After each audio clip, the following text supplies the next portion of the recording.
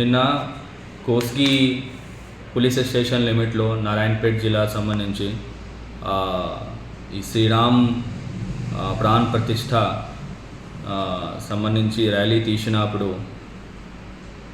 మదీనా మస్జిద్ దగ్గర కొన్ని న్యూజెన్స్ అయింది. ఆ న్యూజెన్స్ వల్ల కొన్ని గ్యాదరింగ్ అయింది. అప్పటికప్పుడు పోలీస్ అక్కడ ప్రజెన్స్ ఉన్నా కాబట్టి ఇద్దరు గ్రూప్ని వేరే వేరే డైరెక్షన్లో పంపడం జరిగింది. ఎవరైతే న్యూజెన్స్ చేశారో దాన్ని కంప్లైంట్ తీసుకొని మనం ఇమ్మీడియట్లీ రాత్రిలోనే ఎఫ్ఐఆర్ అయింది. 120B 153A 295A red with 34 IPC sections కింద ఎఫ్ఐఆర్ 7 మెంబర్స్, తర్వాత కొంతమంది ఇంకా అన్నోన్ మెంబర్స్ దానిపైన ఎఫ్ఐఆర్ అయింది. మన దగ్గర అన్ని వీడియోస్ ఎవిడెన్సెస్ అన్నీ కలెక్ట్ చేయడం జరిగింది. ఆ వీడియోస్ని పరిశీలిస్తూ ఇంకా ఎవరెవరు ప్రొవోకేటివ్ ఇన్స్టిగేషన్ అన్నీ చేశారు వీళ్ళందరూ కూడా ఐడెంటిఫై చేసి దానిపైన కూడా చర్యలు తీసుకోవడం జరుగుతుంది. మళ్ళీ ఇంకా కొంతమంది ప్రొవోకేటివ్ మెసేజ్ కానీ అట్లా ఆర్ వేరే యాక్ట్స్ కానీ సోషల్ మీడియా గ్రూప్స్లో ఇటు మాట్లాడుతూ ఉన్నారు.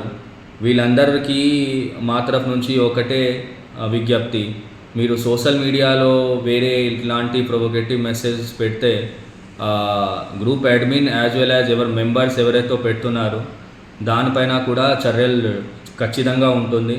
మనము ప్రతి ఒక్కరిని ఐడెంటిఫై చేసి డెఫినెట్లీ యాక్షన్ తీసుకుంటాం.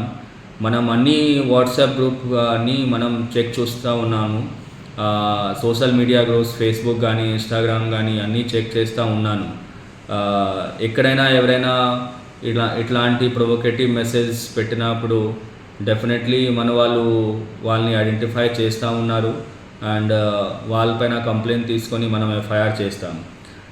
ఈ సంబంధంలో ఏ గ్రూప్ కానీ ఏదైనా ప్రొటెస్ట్ కానీ ర్యాలీస్ కానీ అస్సలు గ్యాదరింగ్స్ కానీ అస్సలు అలౌడ్ లేవు. ఎవరైనా అట్లా చేస్తే డెఫినెట్లీ అన్లాఫుల్ అసెంబ్లీ కింద వస్తుంది అండ్ దానిపైన కూడా చర్యలు ఉంటాయి. అందరు కమ్యూనిటీస్ నుంచి మీ పిల్లలు కానీ యంగ్స్టర్స్ కానీ వాళ్ళందరికీ సంజాయించాలి. కోస్గి ప్రాంతంలో ఇది ఏదైనా ఇష్యూ కాకుండా మనమే చూసుకోవాలి. మన ఏరియాలో ఏదైనా కమ్యూనల్ కానీ ఆర్ వేరే ఇన్సిడెంట్స్ కానీ కాకుండా అందరిది నేను కోరుతా ఉన్నాను. Thank you.